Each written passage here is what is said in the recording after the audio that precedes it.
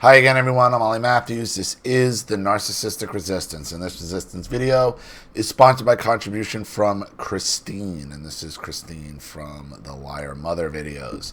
Here is her story. Hi, Ollie. I can't tell you how much I missed you while you were on hiatus, then sick. I was worried that perhaps that something had happened that made you stop doing the narcissism videos. I imagine you got a big cable show and maybe going to go on to do other things. While I would have been so happy for you and Charlene, I couldn't help to feel like, I've seen most of his videos already. Where am I going to go while still in my first year of no contact from my narcissistic nuclear family? I always feel stronger after hearing a new Ollie video. The other narcissism channels are okay, but you appeal to me in a different way. Some channels make me feel sorry for the narcissist and I get tempted to go back. Some channels make me feel like I am weak-minded and I should be able to deal with difficult people, narcissists or not. Other channels tell me that no contact doesn't hurt the narcissist, that they've replaced you long before you decide to go no contact. So why add the stress and all the smear campaigns, people choosing sides, the eventual spotlight you feel once the cat is out of the bag? The ignorance about narcissistic abuse and somehow feeling judged because so much of your inner circle implodes, as it really did revolve around the narcissist. Just gray rock and ghost them. It's less of a hassle. Yeah, right. Well, thank you for your kind words. Well, here I am. My husband and I are moving out of state in June. He got a new job and all the signs pointed to the fact that a new start was the way to clear all this up. I'm okay with it, a little nervous. I do not miss my mother at all. I feel apathy towards her. I feel healed from what she did to me. I feel that is my definition of recovery, to correct the bad behaviors I copied from her, to let go that she's a sick loser and not happy, and have her just disappear from my memory, which she kind of has. Once you believe the truth, I think healing happens without you even realizing it. Her attempts at attacks are just foolish and reaffirm that I did the right thing. They do not bother me at all. My dad, the suspected covert narcissist, is a different story. Healing from him has probably been the worst emotional pain I ever felt. I loved who I thought my dad was for 46 years. He was magic to me. He was the man that could make baseballs disappear into the cloud. He was the one who told the best stories about living in the Bronx and all the crazy things that happened to him. I watched every episode of Star Trek, Barney Miller, All in the Family, and the Jeffersons with him hugging his leg. I used to smell his dirty t-shirts when he was at work because the smell made me calm and feel like if I can hold out for a few more hours, he'll be home and we can laugh. He was my best friend. I never put together that he could have stopped my mother's abuse of me. Never. I thought he was just as much of a victim as I was. He was scared of her, I thought. He would hide when she screamed too. He would shake and get jittery when she was on a rampage, just like me. When he told me he would not be seeing the kids or me without my mother 3 months ago, I was in a daze. I kept calling him to try to see if I misunderstood. Was he really willing to hurt my kids who love him so much for this woman that he has me pay a lawyer not to be buried next to? The woman he said he hated his whole life. It wasn't computing. He certainly fits the profile of a covert narcissist. Right. Because when the chips are down and when push comes to shove, you're gonna find out, the covert narcissist reveals themselves. They reveal themselves when they have to, and that's what your father did. That's what my father did. He does look for pity and appears to be very humble and likable.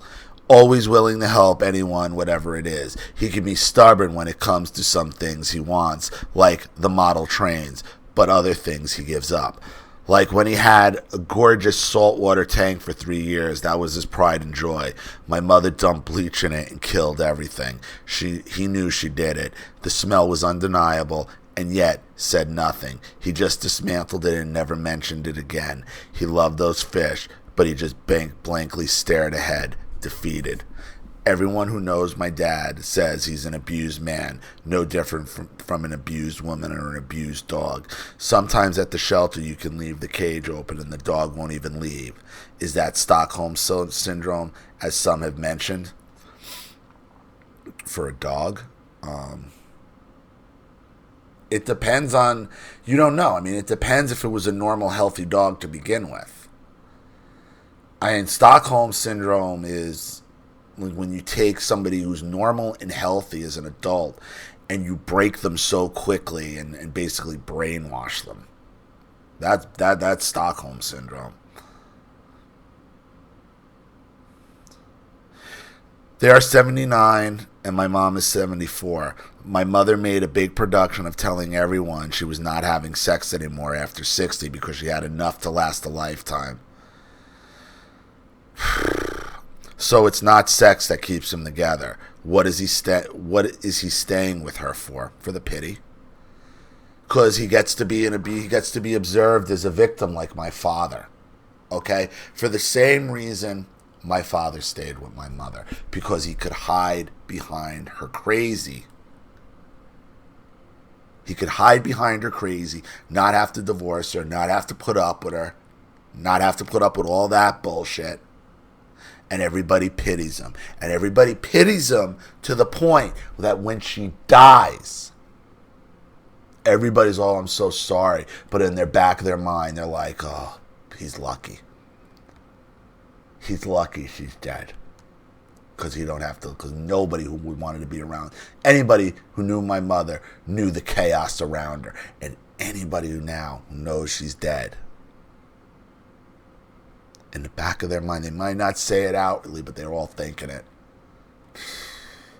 Boy, life's a lot better without her around. And good for Brian. He deserves this. And that's what they're going to say about your father, Christine. Good for him. After all that, he deserves this. And you just better be nice to him and shower him. He was such a good guy. And it's all bullshit. And that's why he does it. For all that adulation he gets from fucking strangers and outsiders and all that. That's why. That's what supplies coverts. The ability to sit there and play victim and fool everybody. She doesn't even let him have the History Channel, which would only be $2 extra on the cable bill. He's a history fanatic. I told him to live with me, give her all the money, just go. Me and my husband both said in our new house we have an in-law suite and he can come with us. He just said no, I made my bed, I have to lie in it.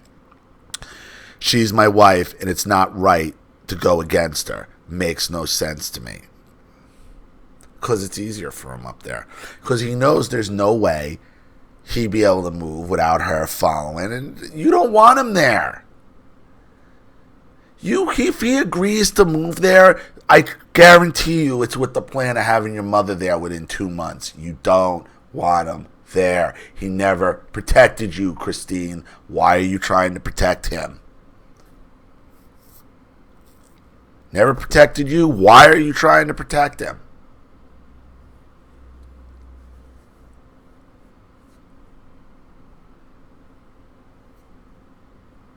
My question is, can you explain the difference between Stockholm Syndrome, CPTSD, and a covert narcissist? I don't get it. He has sold me down the river with bits of things I have told him, but people say that's because he's afraid that she will somehow find out and punish him if he didn't tell her first. I'm confused by this. Thank you, Christine. Well, Christine, the first thing I'm going to tell you before I even try to break this down is it doesn't matter. He's toxic. Stop trying to friggin' split every hair and micromanage everything to a perfect reason that you can wrap up. Because it doesn't work like that. Your father doesn't have Stockholm Syndrome. Stockholm Syndrome is when you take a perfectly normal person, lock them in a room, and fucking terrorize them. Okay, that's not your father. It's not your father. Your father was son husband from birth. That's why he's with your mother. Because your mother's the same as his mother. This is just a pattern. This is just what they do. He gets off on the pity. CPTSD is when you're abused from what mostly we have. Being abused by our parents. Your father probably might have more CPTSD that turned him into a covert narcissist. At best. Okay, you take somebody as a child, you're training them as a child. That's not the same as Stockholm Syndrome, where you're taking a perfectly normal, healthy, loving person and terrorizing them as an adult. CPTSD is training from near birth to be abused.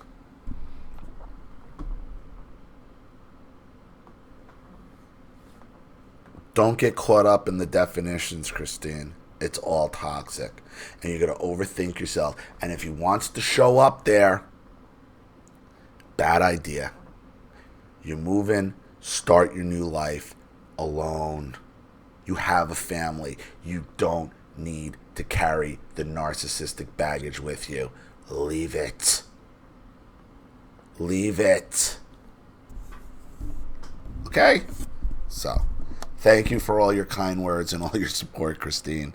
And thank you again for another contribution and story. I really appreciate it. Thank you to everybody watching. Please leave any opinions or advice in the comments section below. And again, if you want your story read on the channel, you have a topic you'd like me to cover, a narcissist you'd like to expose, you'd like to set up Skype, a phone call, have a private video made, or a Facebook live chat, or you'd like to sponsor a video like this for someone who needs help and can't afford it, or just make a contribution to the channel in general to keep it supported, growing, and successful, because this channel survives 100% on contributions from all of you. Without you guys, all this goes away. So if you like what you see here and you want to see more videos like this, you know what to do with the PayPal and email links in the description box. Also, please like and share this video wherever you can. Subscribe to my channel if you haven't. And be sure to click the subscription bell to be notified of all my video uploads. I'm Ollie Matthews. This has been the Narcissistic